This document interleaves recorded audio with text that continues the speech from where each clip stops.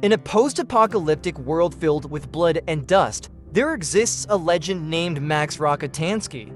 Once a young and ambitious police officer with a happy family, everything was lost after a fateful event. Bearing immense grief, Max left the collapsing civilization behind and became a lone warrior in a desolate wasteland where people kill each other over drops of water and fuel.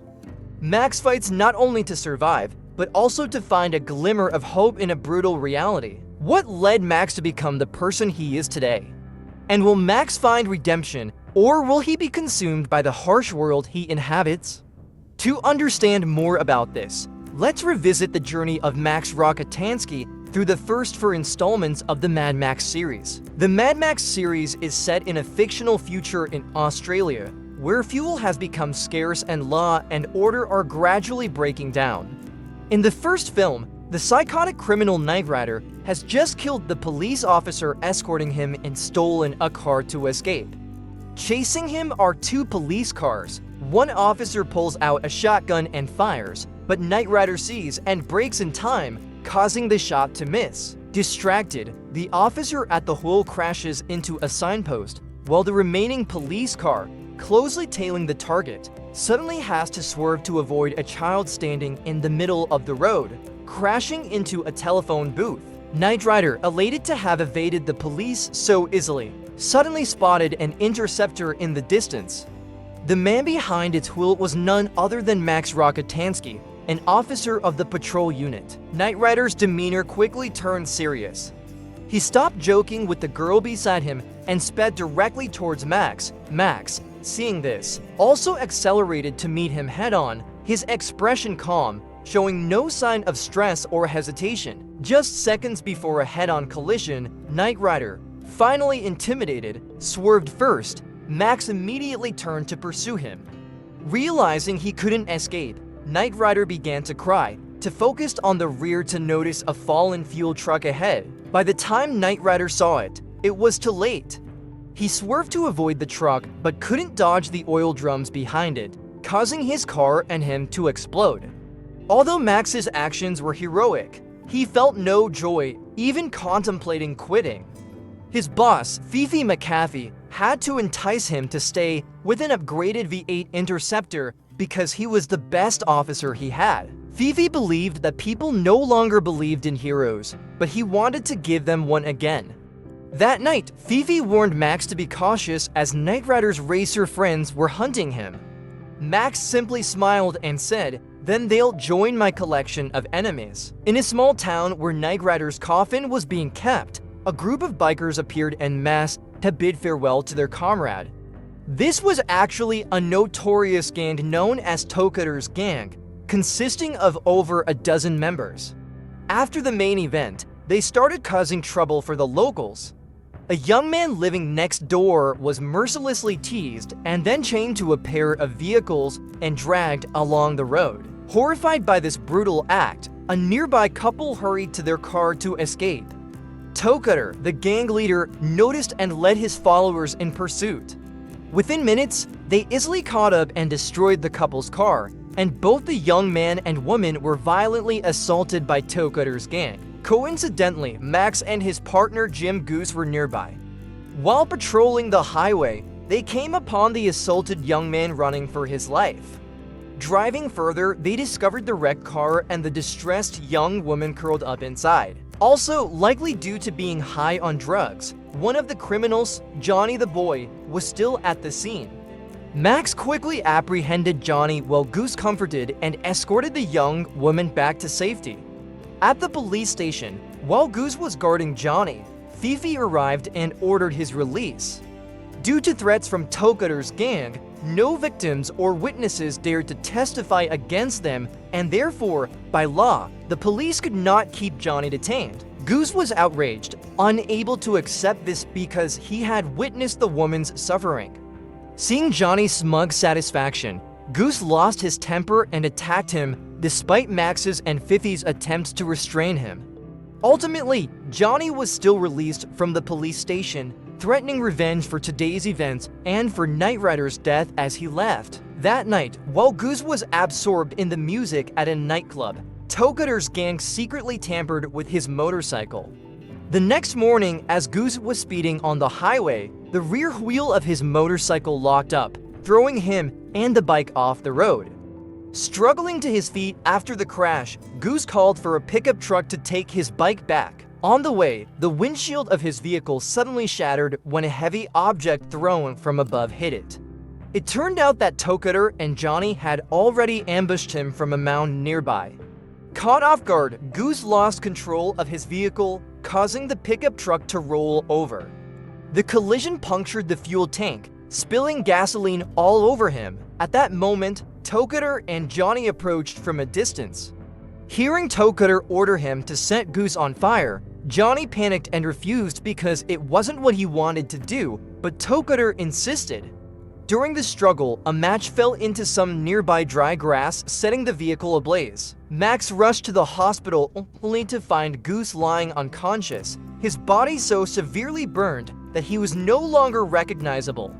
Max could hardly believe that his once vibrant friend was now reduced to this. The incident with Goose haunted him, bringing nightmares whenever he tried to sleep. Not long after, he went to see Fifi to resign. Despite Fifi's attempts to dissuade him, Max was resolute in his decision to leave. In the days that followed, Max spent a peaceful time with his wife Jessie and their young son Sprague. He decided to take his family on a vacation to May Swayze's farm. On the way there, Max's car got a flat tire, so they stopped at a roadside repair shop. While Max waited for the tire to be fixed, Jessie took Sprague to a grocery store to buy ice cream. Unfortunately, Tokader's gang was nearby. Noticing Jessie's beauty, they approached her with bad intentions. Tokader blocked Jessie from getting into the car and demanded to lick the ice cream off her hand. Jessie pretended to comply, but when Tokader was distracted, she kneed him painfully and seized the opportunity to escape in the car. Tokader's gang member tried to attach a chain to the car's side to climb on, but the force was so great that it severed his wrist.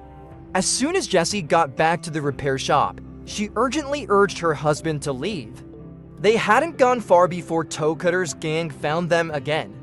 Through the words of the mechanic, the gang knew that Max and Jessie were heading north. Thinking they had escaped Tokader's gang, Max and Jessie still went to May's farm as planned.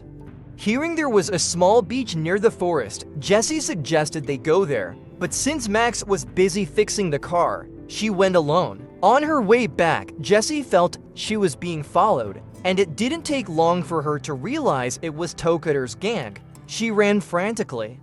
Hearing his wife's screams, Max rushed out to see what was wrong. Seeing Jessie still in panic, he asked May to take her inside, then he took a gun and went into the woods to check. Sitting on a chair resting, Jessie gradually regained her senses only to be horrified to realize that Sprague was nowhere to be found. She rushed out of the room to look for her child, only to find Tokader's gang waiting outside with Sprague already in their grasp. Just when Jessie was at a loss for what to do, May suddenly appeared with a rifle in hand.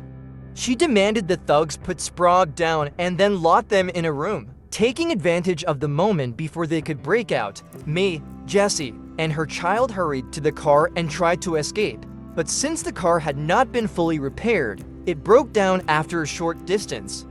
Meanwhile, Tokader's gang had managed to break out and were now chasing them on their motorcycles. May told Jessie to take her child and run, then took a stand with the gun, planning to confront the gang alone. However, the gang ignored her and sped straight towards Jessie and her child. By the time Max arrived, Sprague had already stopped breathing and Jessie was severely injured. The doctor said Jessie might not survive, leaving Max devastated. Unable to swallow his rage, he decided to exact revenge. After interrogating the mechanic from earlier, Max learned that Tokader planned to send his men to siphon gas from a tanker truck.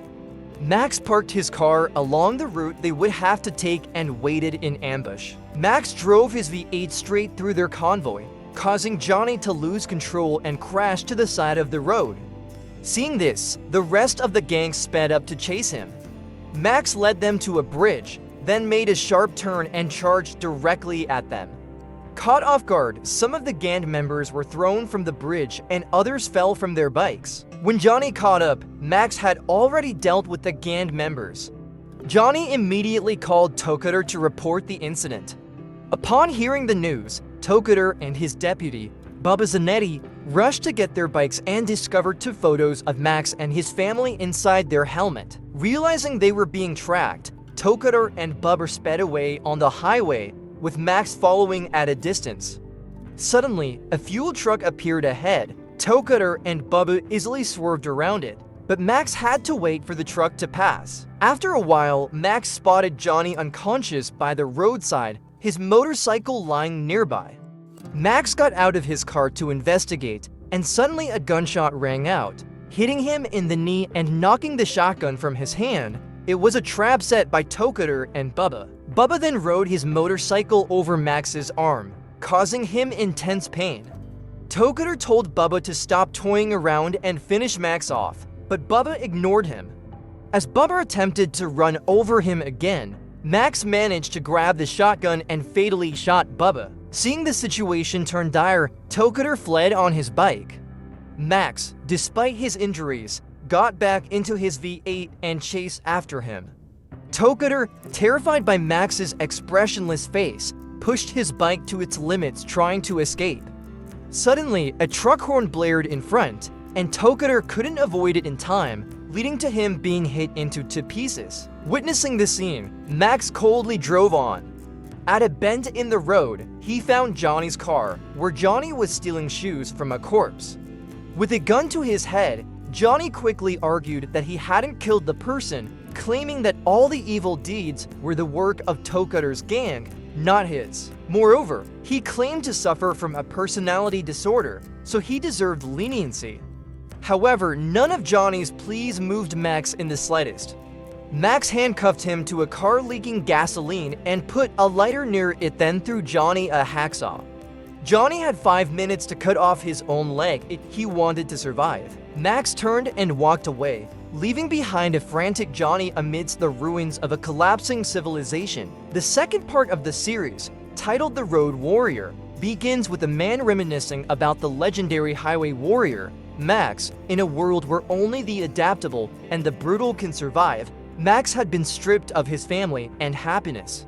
Carrying deep emotional scars, he roamed the wastelands where people were willing to kill over a can of gasoline. His only companion was a dog he trained to protect his V8. One day, while being chased by 3 unfamiliar vehicles and running low on fuel, Max was forced to turn off his supercharger, causing his car to slow down. Seeing 2 of the 3 vehicles closing in and preparing to shoot arrows, Max suddenly braked hard, causing them to mistakenly shoot their own man. The leader, Wes, took an arrow in the arm and temporarily withdrew from the chase, allowing Max to force the remaining 2 vehicles to crash into each other, dealing with the pursuers. Noticing an abandoned tractor trailer ahead, Max hurried over to siphon gas. From a distance, Wes, having just pulled the arrow out of his arm, watched Max defiantly. He revved his engine intending to advance towards Max, who quickly stood up and drew his shotgun. Seeing the armed opponent, Wes turned and fled. Shortly thereafter, Max stumbled upon a lone ultralight aircraft lying in an open field, guarded by a venomous snake ready to strike anyone approaching.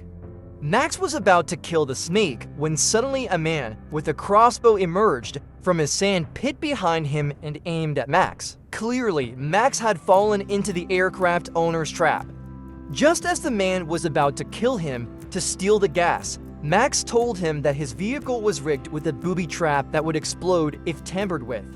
The aircraft owner then forced Max to disarm the device. While the man was distracted by Max's dog attacking him and dropping his crossbow, Max quickly pinned him to the ground and pulled out a knife. The aircraft owner pleaded for his life, promising to lead Max to a cache containing thousands of gallons of gasoline in exchange for his life. Max agreed. The aircraft owner then led Max to a highland area where, from atop a cliff, Max saw a well-fortified compound equipped with flamethrowers, where pumps operated day and night to fill fuel tanks. However, this compound was under attack by a large gang led by Humongous. Wes was also part of this gang and was Humungus' top enforcer. Neither side could gain the upper hand, but if the battle dragged on, the raiders would prevail.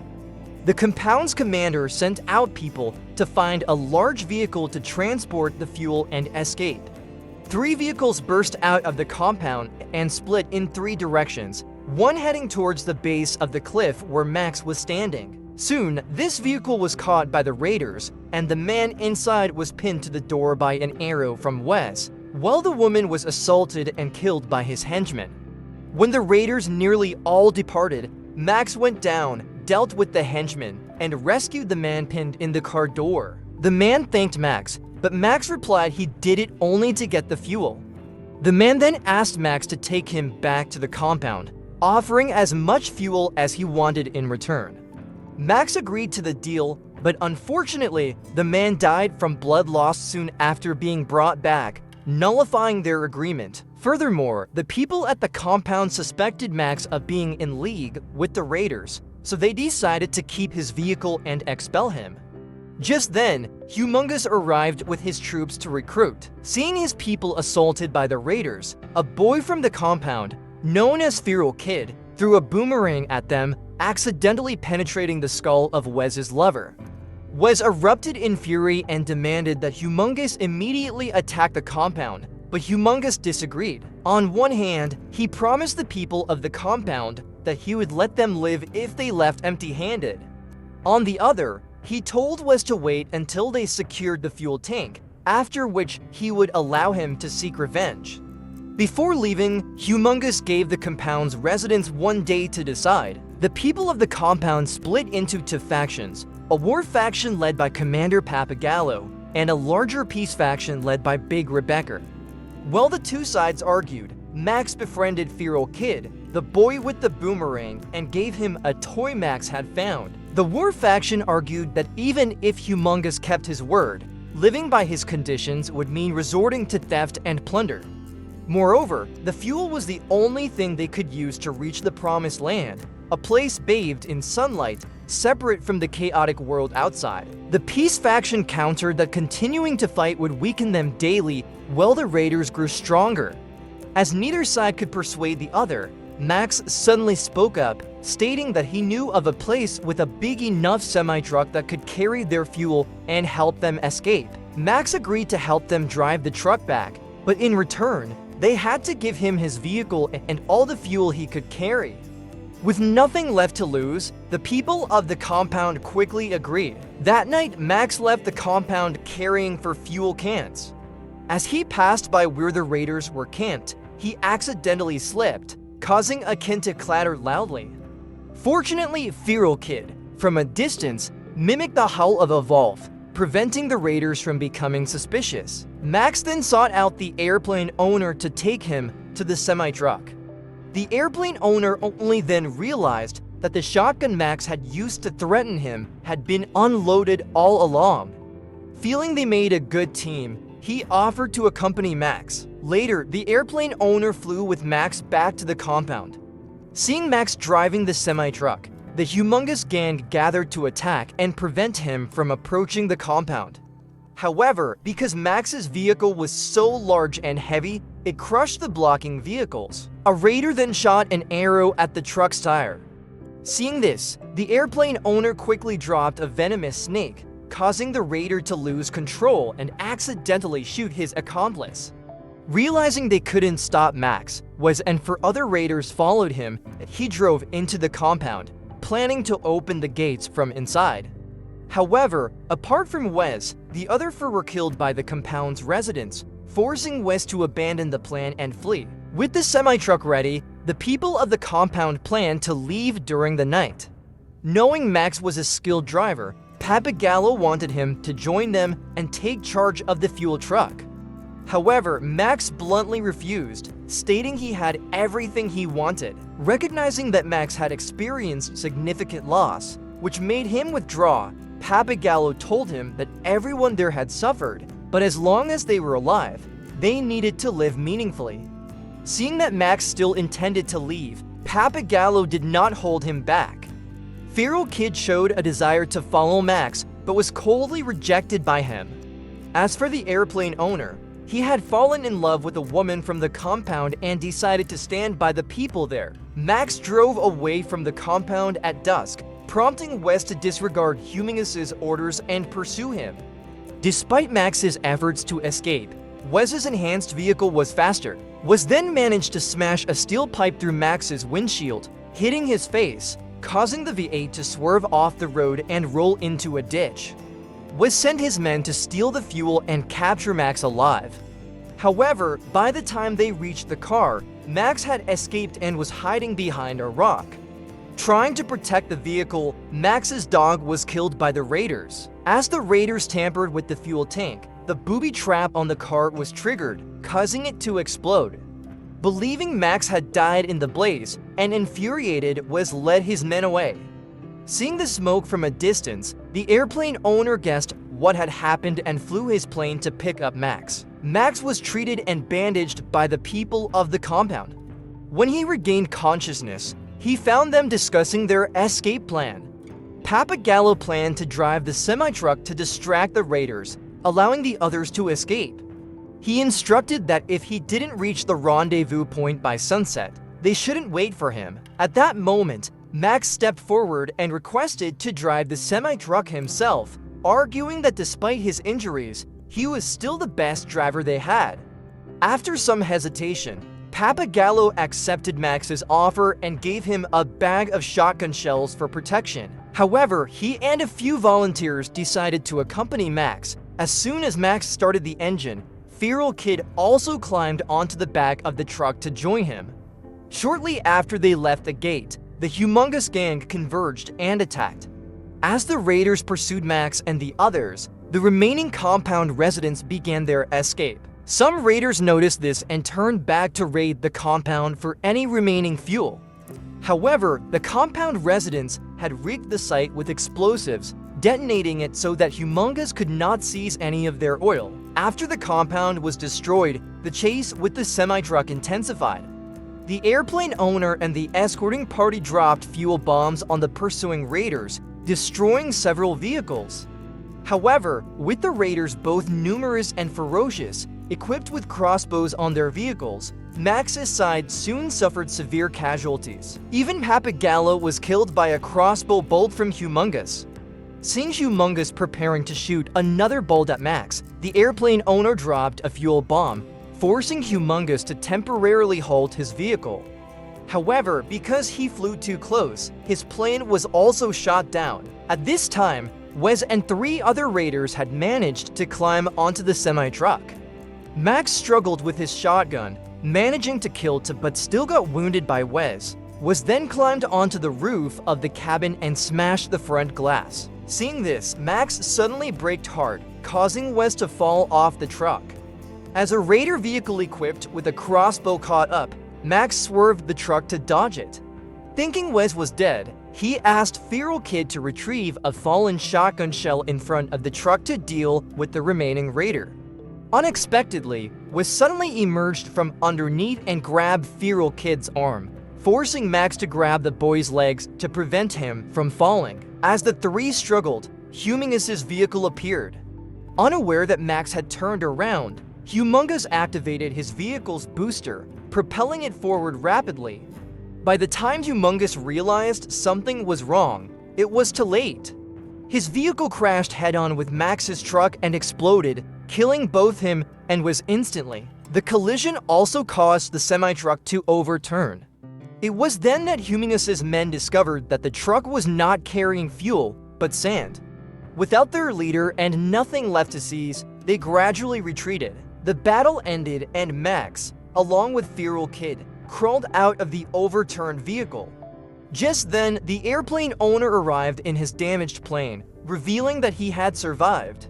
Seeing the airplane owner's cool posture, Max couldn't help but smile. At the end of the film, the airplane owner became the new leader of the camp residents, and together they reached the promised land as Papagallo had once hoped. Years later, Feral Kid grew up and became the next leader. It is then revealed that the voice narrating at the beginning of the film is that of Feral Kid as an old man. Under Feral Kid's leadership, the camp's residents developed into a powerful tribe known as the Great Northern Tribe. As for Max, he decided not to join them and continued on his solitary journey.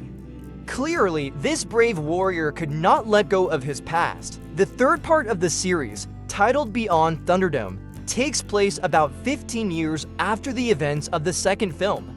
The movie begins with Max traveling through the desert when suddenly a father and son duo of bandits attack and steal everything from him, including his vehicle and camels. Following the thieves' trail, he discovers a post-apocalyptic town called Bartertown, established for people to trade and barter goods.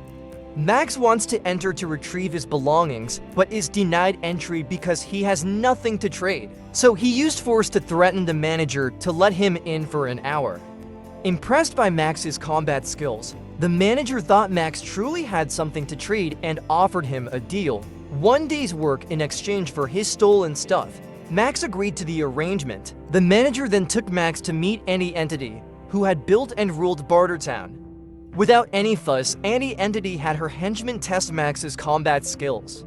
Max did not disappoint her, defeating them all in less than a minute. Pleased with what she saw, Andy Entity revealed why she needed him. Beneath Bartertown was a large complex called Underworld, specifically for pig farming. This town's entire power supply came from methane gas produced from pig waste. The Underworld was managed by Master, a highly intelligent dwarf, and the only one who knew how to convert methane into energy. Master's control over the town's power supply continuously challenged Andy Entity's authority in Bartertown, causing her frequent frustration. Although physically weak, Master was not easily controlled, primarily because of his bodyguard Blaster, a man of immense size and strength. Andy Entity wanted Max to eliminate Blaster to force Master into submission. In return, Max would be compensated with a vehicle, pets, and fuel. However, Andy Entity also emphasized that the agreement between them must be kept secret. No one else should know that Max was working for her.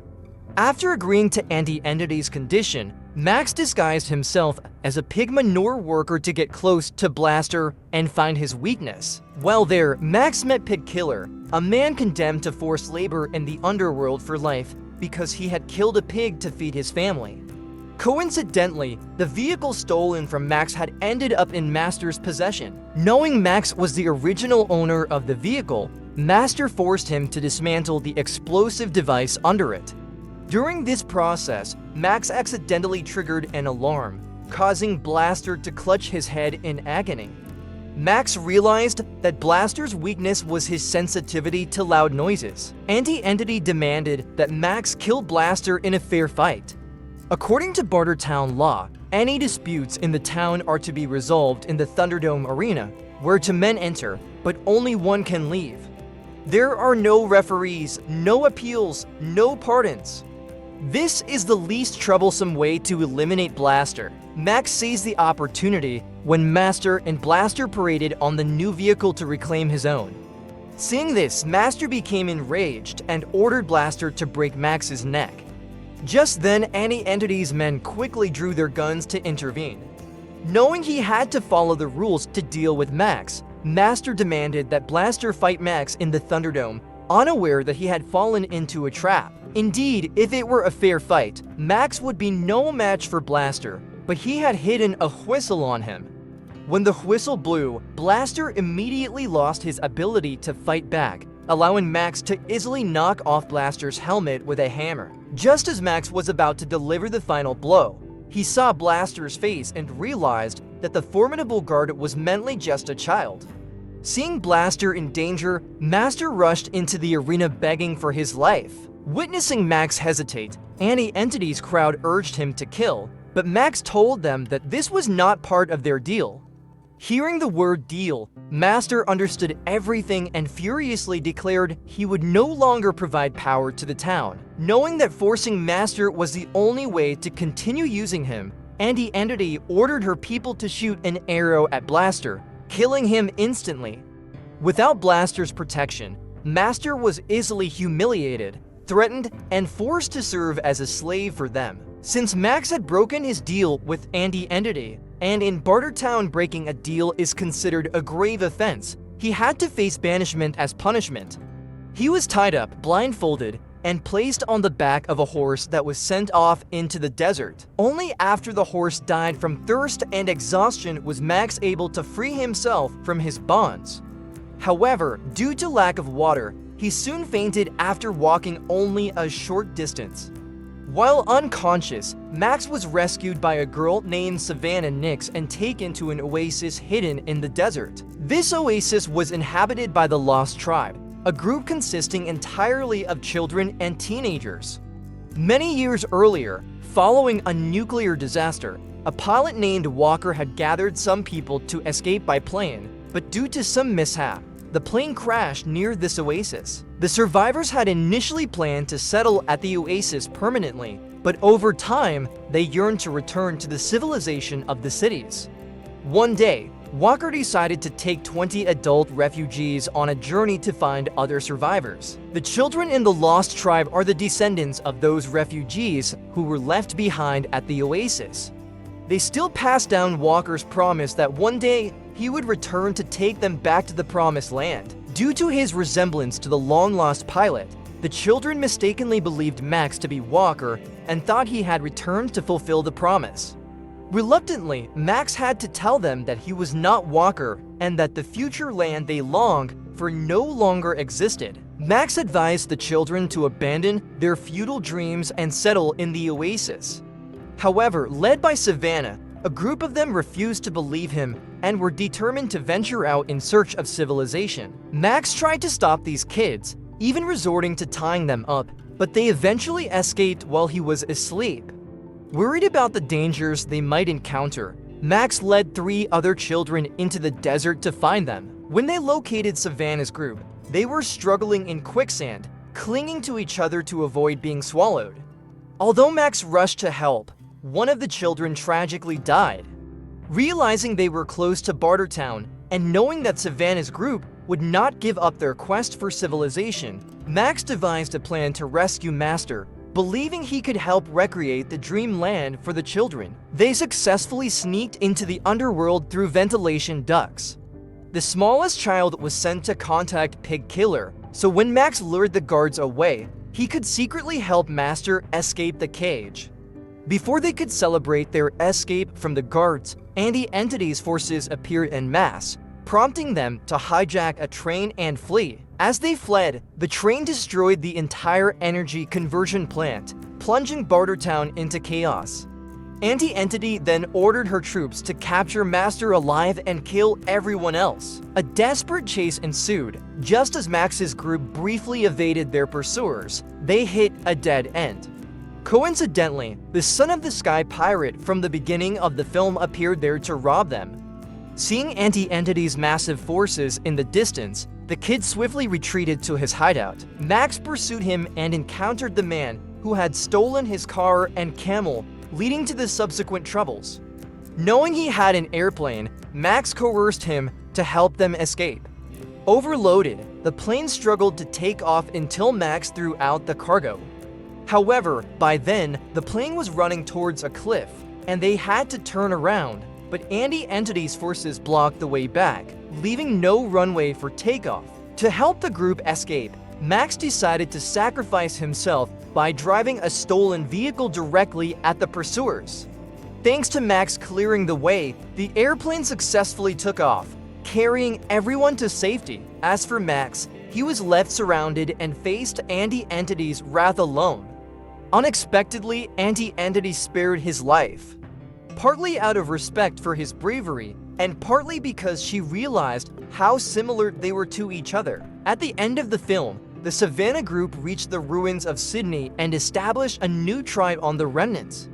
Although reclaiming what they had lost was not easy and no one knew where this path would lead, they never regretted their choice. To honor those who had found and helped them, the tribe members lit up the city, hoping that one day Max and others lost like him would find their way back. Years after the events of the third part, at an unspecified point in time, we meet Max again, this time portrayed by a new actor. After a nuclear war, The Earth had become nothing more than an endless desert.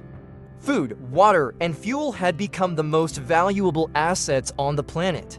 Still haunted by the memory of a child he could not save, Max realized he was running from both the dead and the living. Death haunted his dreams, while the living bloodthirsty war boys were in hot pursuit.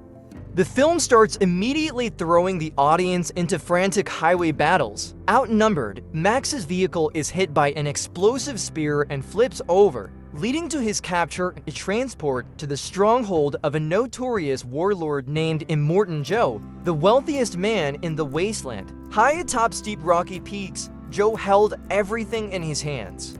He pumped water from deep underground, called it aqua cola, and doled it out sparingly to the thirsty below as a special favor that made everyone revere him. He captured women, treating them as birthing machines and sources of abundant milk.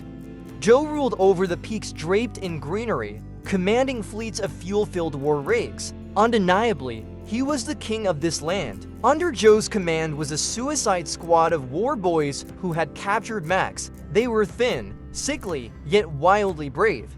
Living to ride and dying on their war rigs, the war boys worshipped battle, seeing sacrifice as a sacred right to enter the halls of Valhalla and achieve immortality. Thus, this brutal kingdom operated smoothly until one day, a cog slipped off the track and pulled everyone into a mad race on the deadly highways. This was Furiosa, a renowned female commander under Joe's rule. She was sent to Gastown to bring back fuel for the stronghold. Departing with the massive war rig and a fierce escort team, Furiosa managed to deceive Lord Joe, who fumed with rage. While on her way to Gastown, Furiosa surprised her own escort team by suddenly turning the vehicle and heading east instead. From the stronghold, a scout informed Joe about the unusual route taken by the female commander. Sensing trouble, Joe quickly rushed to the bunker where he imprisoned his most valuable assets, his 5 beautiful wives who were to bear the future lords of the desert. However, upon arrival, Joe found them missing. It turned out that Furiosa and the women had long planned their escape from the tyrant. They intended to head to a place called the Green Place, once Furiosa's childhood home, rumored to be lush with vegetation. Furious, Joe mobilized almost his entire army to reclaim the women. Here, we meet Nux, a sickly war boy in need of blood transfusion and hardly fit for battle. Max's purpose in being captured was also to serve as a living blood bag for these frail warriors. Driven by a desire for glory, Nux recklessly strapped the living blood bag to the front of his war rig. This war boy charged into the battlefield while receiving blood. The music blared and the chase began. Since they hadn't gotten far, Furiosa was quickly caught up. And that was before she ventured into the territory of the buzzards, who armored their vehicles with spikes. A chaotic battle ensued, with the war boys trying everything to stop Furiosa's rig, while the buzzards relentlessly closed in. Both sides lit up the barren desert with explosive fireworks. Here we also saw the madness of the war boys.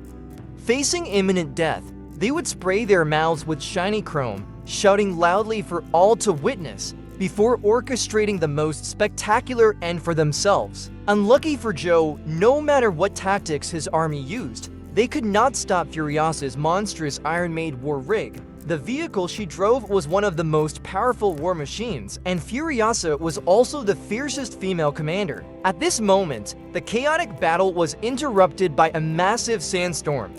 Seeing this as an opportunity to shake off her pursuers, Furiosa hit the gas and headed straight into the eye of the storm. However, she was unaware that a persistent vehicle was still following her. It was Nux, full of fervor, along with an unwillingly bound Max, both speeding straight into the blinding sand. Nux flooded his vehicle with fuel, planning to crash into Furiosa like a suicide bomber, but fortunately, Max managed to intervene, and their vehicle was smashed to pieces in the storm.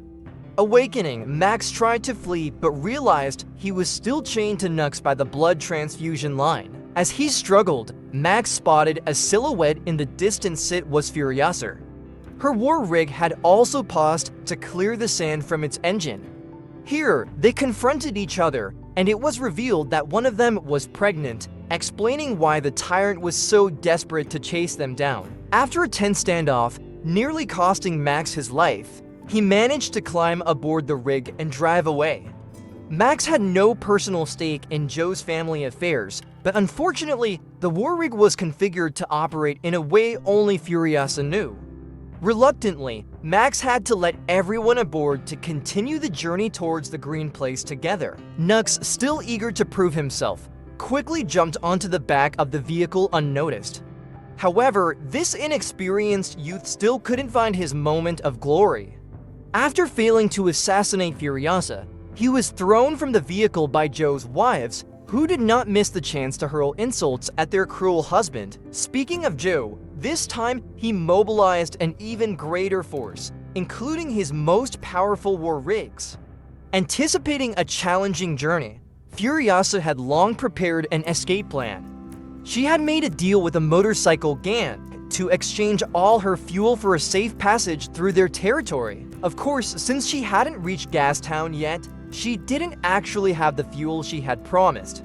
Sensing the deceit and noticing several vehicles tailing them, the motorcycle gang set off explosives on the cliffs to block Joe's army and then pursued the betrayers. A new battle was ignited. The gang drove skillfully, leaping over cliffs and continually dropping fuel bombs, causing great annoyance.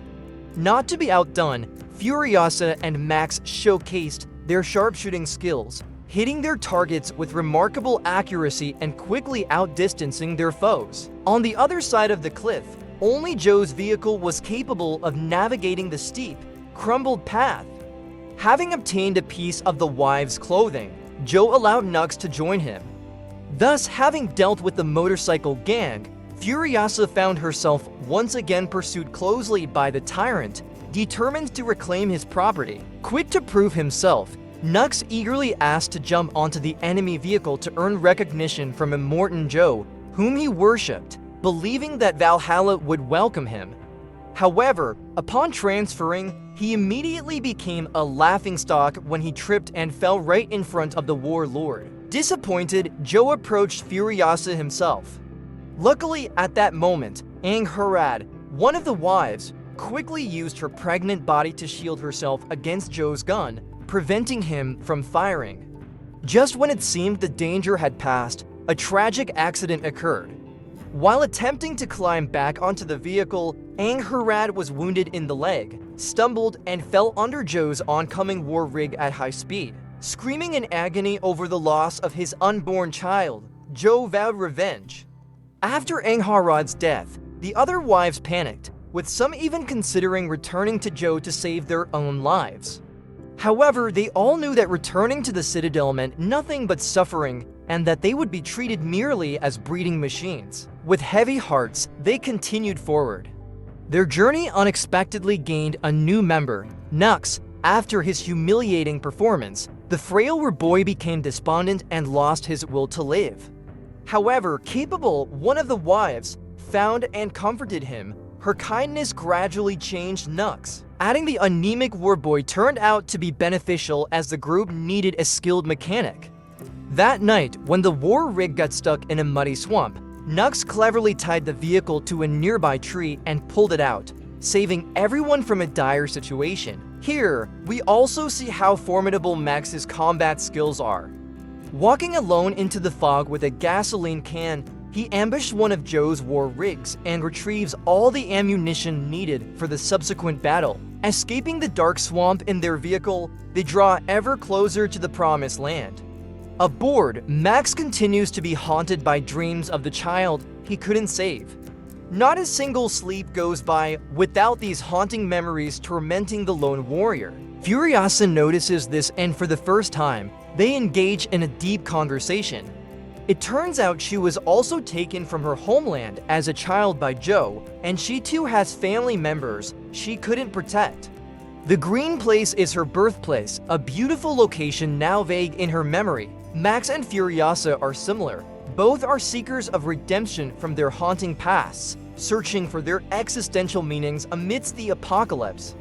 Their conversation ends as the vehicle arrives at their destination. Furiosa, despite the years, immediately recognizes her kinsfolk, the warrior tribe known as the Many Mothers. A moment of joyous recognition ensues, yet when asked about the green place, the women's faces turn somber. Indeed, there is no longer a place called the Green Place on Earth. The beautiful memories that Furiosa clings to are in fact the swamp they had passed through. The poisoning of the water supply had rendered the area uninhabitable, and now the Vuvalini tribe is reduced to a few dozen nomads wandering the desert.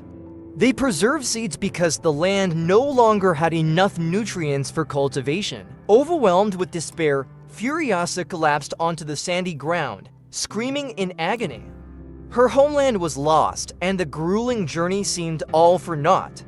With no other options, Furiosa, along with the 5 women and Nux, reluctantly loaded their belongings onto motorcycles to follow the Vuvalini in search of a new home. Having faced life and death together, one of the motorcycles was allotted to Max, loaded with enough food and ammunition, granting him the freedom to go wherever he wished. Bidding farewell, Max separated from the group and continued on his solitary path.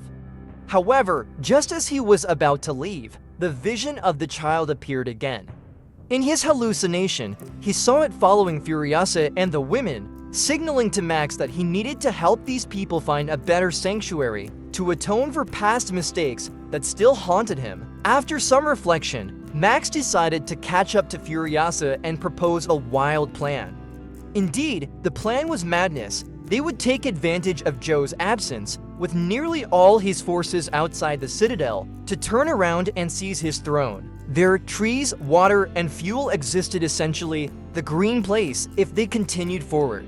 It was uncertain when they would find such a paradise again, or if any such place remained on Earth. But turning back, the destination, though precarious, was crystal clear. With nothing left to lose, they climbed back onto their war rig, resolved to a do-or-die battle against Immortan Joe, where the victor would secure this verdant paradise.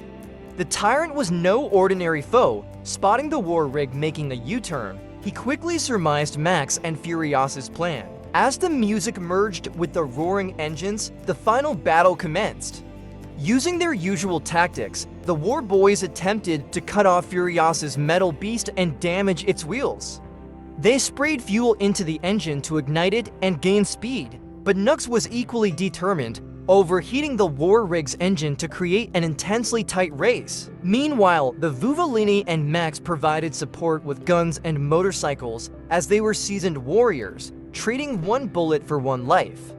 When frontal attacks failed, the war boys shifted to shooting grappling hooks to slow the war rig, forcing Max to personally climb out and cut the chains. Nux also had to tend to the overloaded engine, and this diversion allowed the war boys enough time to continuously close in for direct combat, engaging in brutal clashes and even grappling onto the vehicle to capture its occupants. One of the girls was carelessly captured by Joe, putting the protagonists in an increasingly dire situation, with the Vuvalini outnumbered and taking heavy losses.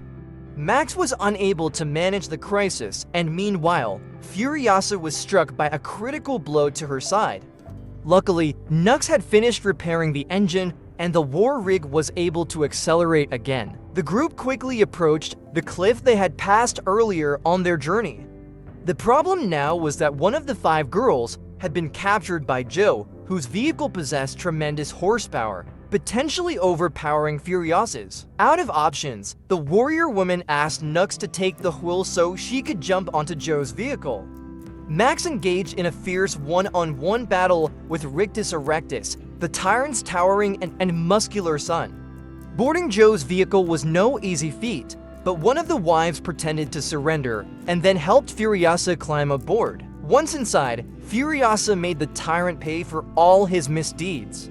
She hooked a chain to his mask and tangled it in the wheel, ripping his jaw apart and killing him gruesomely. Max also managed to defeat Rictus just in time to prevent Furiosa from being dragged down with him. They transferred all the women to the warlord's vehicle, and their final plan succeeded. However, Rictus was still alive. He wrecked the engine of the war rig where Nux was driving.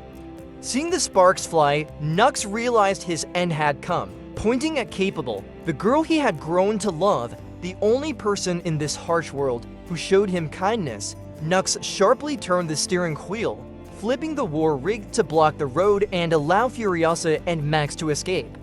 The war boy finally achieved the heroic and he had always desired, sacrificing himself for the friends he cherished. The battle truly concluded with his act. Bruised and battered, even nearing death, Furiosa, Max, and the girls successfully returned to the Citadel. Unveiling Immortan Joe's corpse from beneath a cloth, the people cheered joyously, while the weakened war boys within the Citadel were visibly terrified. With the fall of the tyrant's regime, warrior woman Furiosa and the girls began to distribute the land's resources to everyone, bringing about positive change. As Furiosa climbed the steps to the top of the Citadel, she looked around and realized Max had vanished. He had blended into the crowd to continue his path as a lone warrior. Sharing one last smile, both had found the redemption they sought, helping the vulnerable and fighting for a hopeful ending. Thus concludes the journey, marking over 36 years of the Desert Warrior on the screen, and that is the complete unfolding of the first 4 parts of the Mad Max series. In the end, Max chose the path of a lone warrior, but he didn't just survive in a devastated world. He became a symbol of resilience, courage, and compassion. Though his path was lonely, it certainly wasn't devoid of people who shared his ideals. Thank you for watching this video. Now, goodbye and see you again. Movie Honey out!